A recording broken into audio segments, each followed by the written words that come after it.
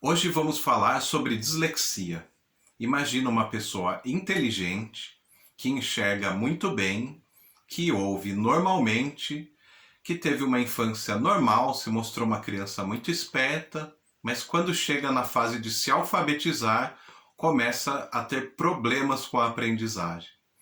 Então a escrita é irregular, ela começa a fazer garranchos, ela não consegue ler com a mesma fluência da sala de aula, passa a ter dificuldades para interpretar os textos, para fazer cálculos simples. Aí então podemos estar observando e pensando num diagnóstico de dislexia.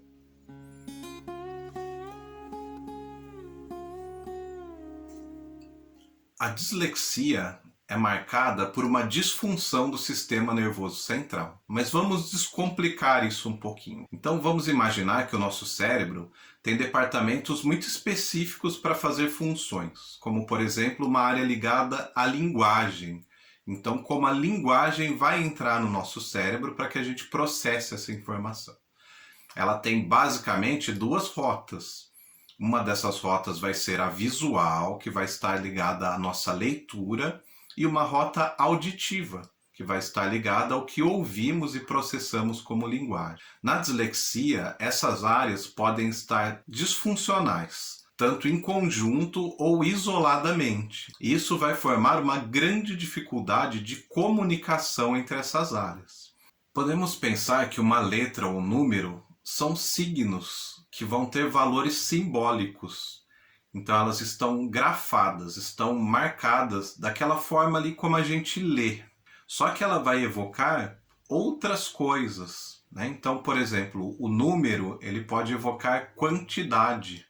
A letra ela pode evocar um determinado som relacionado a ela. Quando a gente está lendo um texto, ou uma simples letra, uma sílaba, quando a gente olha esse signo demarcado num papel, por exemplo, a gente traz isso visualmente e a gente vai relacionar isso que a gente está vendo com memórias e vai dando significados para isso. Agora, se essas áreas estão disfuncionais, ela vai fazer um caminho muito mais longo, muito mais difícil para ligar todas essas informações. A mesma coisa acontece pela rota auditiva. Vamos imaginar assim, que ouvimos um som da forma correta, mas processamos ele um pouco diferente do que ele é. Ou ligamos ele a outras coisas disfuncionais que não pertencem realmente àquele símbolo. Isso pode prejudicar a nossa compreensão do que está sendo ouvido. Uma dislexia mais ortográfica, onde vão se predominar as dificuldades para escrever,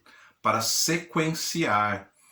Então, esse tipo de dislexia ela vai ser muito caracterizada pela disgrafia. Podemos pensar na disgrafia como aquela pessoa que vai fazer garranchos, vai ter uma letra muito feia, às vezes muito difícil de se compreender, vai ter uma distribuição de espaço com essa sua escrita muito irregular, ocupando espaços muito diferentes. Por exemplo, começa pequenininho, daqui a pouco a letra está grandona, ou a letra não segue exatamente a linha do caderno, vai tomando um espaço diferente. Também podemos pensar na desortografia, quando a pessoa tem sistematicamente trocas ortográficas. Então vamos pensar assim, que a pessoa em algum momento escreve vassoura corretamente, usando dois S's. Daqui a pouco a pessoa escreve vassoura com C cedilha, com um S só. Então ela vai tendo alternâncias e muita dificuldade de automatizar a ortografia. E também podemos pensar da relação da descalculia com a dislexia. A descalculia vai estar mais ligada aos números, então dificuldades de fazer sequenciamento de números, de fazer contas simples, como adição e subtração, por exemplo. Claro que isso vai ter um impacto na multiplicação, na divisão, né? Partindo do básico já vai ficando mais difícil ainda. E esse universo de dificuldades que vai se instalando vai gerando outros problemas relacionados à aprendizagem.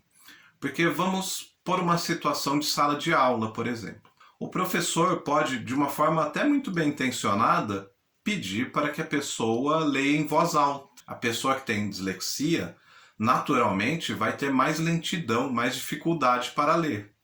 Então, é muito comum que isso já cause um certo constrangimento na pessoa que está lendo. Então, isso pode ter impactos na confiança que ela tem em relação ao aprendizado, começa a criar uma relação um pouco aversiva a se expor, e ela pode acabar se embotando um pouco, não querer se expor, não querer se comunicar, né? E é um grande desperdício de inteligência, porque o disléxico, como nós dissemos lá no começo, tem a inteligência preservada. Outras situações, às vezes se mostra os trabalhos que foram feitos e acaba sem querer criando uma exposição com esses erros ortográficos que o disléxico pode ter. E isso pode gerar uma grande desmotivação em relação à aprendizagem. Outra situação que podemos imaginar que gera muita dificuldade para o disléxico é o controle do tempo. O disléxico ele vai ter como nós falamos ali do caminho neurológico, vai fazer uma rota muito maior do que uma pessoa que não tem dislexia. Então, automaticamente, o disléxico vai levar mais tempo para cumprir atividades de escrita, atividades matemáticas também. Então, se a gente coloca o disléxico para realizar as provas no espaço de tempo muito curto, para entregar trabalhos no espaço de tempo muito curto, naturalmente ele vai acabar deixando alguma coisa para trás. É importante perceber esse conjunto de situações que vão ali pela borda, vão acabando se ligando, né, ao quadro de dislexia, gerando problemas de aprendizagem que não estão necessariamente relacionadas a essa questão neurológica que estávamos falando. Apesar de cada pessoa ter o seu tempo, ter o seu jeito de aprender, nós já podemos ficar atentos a alguns sinais. Vamos pensar assim, que a pessoa começou a ser alfabetizada, está naquele ano comum de ser alfabetizado, já passou por esse ano, já passou por outro ano, já está lá pelo terceiro ano e ainda não se alfabetizou. Já são sinais que a gente pode começar a observar, né? Então, como é que está a caligrafia dessa criança, se ela consegue fazer sequenciamentos básicos, né? Então, sequenciar as letras, os números. Se isso já está muito disfuncional, já pode ser um sinal para a gente ficar alerta. Você pode investigar com a criança, brincando com ela, um pouquinho da memória operacional. Você pode falar números, não precisa estender uma lista muito grande. Começa com 2 números, depois 3, 4 números e vai pedindo para a criança repetir. Tá? Coisa bem simples, por exemplo, 1, 4, 1, 7, 9. Então você fala, pede para ela repetir o que você falou. Se ela vai tendo desenvoltura, vai pedindo para ela falar ao contrário, né? Então na ordem decrescente. Você fala 1, 8, a criança repete 8, 1. Isso vai mostrar como que está esse funcionamento de memória operacional, que é uma memória de curtíssimo prazo, que a gente usa para sequenciar, para organizar informações e dar sentido. A pessoa com dislexia vai apresentar problemas nessa memória operacional. Comece a observar também sobre a leitura, se a pessoa silaba muito. Sabe aquela leitura bem devagarinho, bem engasgada, muitas vezes hesitante, como se ela tivesse sem confiança para ler. Às vezes fazendo trocas de ordem de sílabas, às vezes trocando um som por outro. Também é muito importante observar a caligrafia.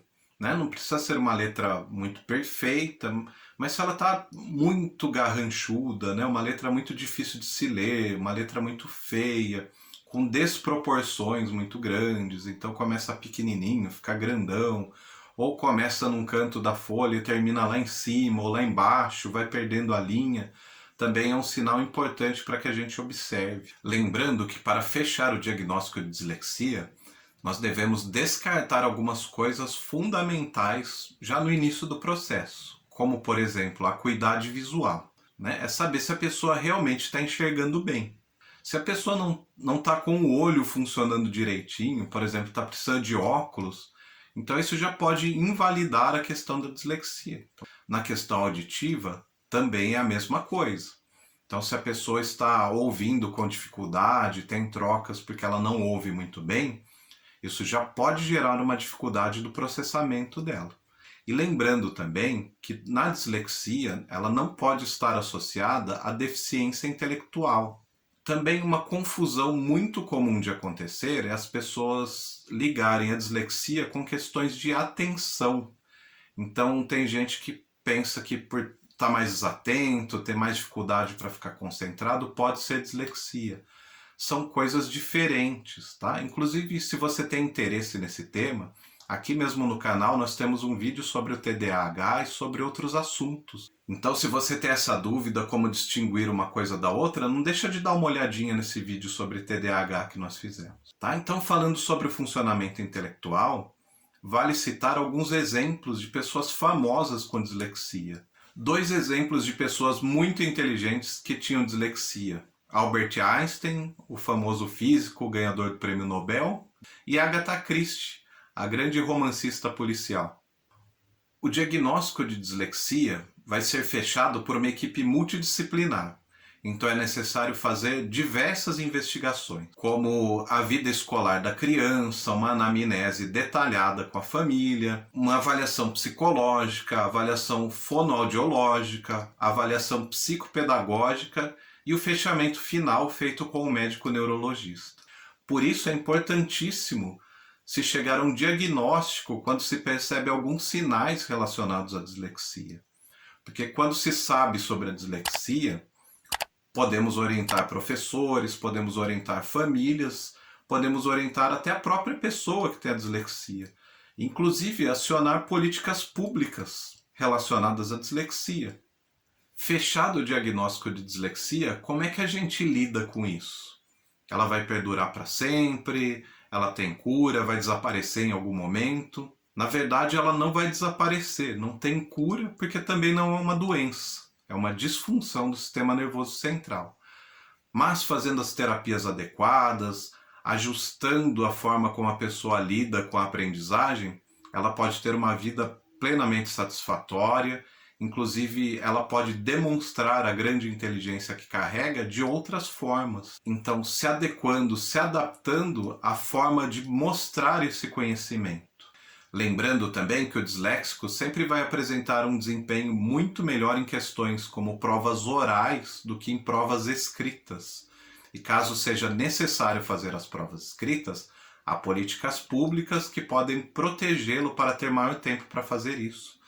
Não deixa de dar uma olhadinha aí na descrição que a gente vai deixar um link para vocês falando sobre essa política pública. Eu sou Reginaldo Iobi, psicólogo. Se você tem interesse por outros temas de psicologia, psicanálise e neuropsicologia, se inscreva no canal para receber em primeira mão os nossos conteúdos.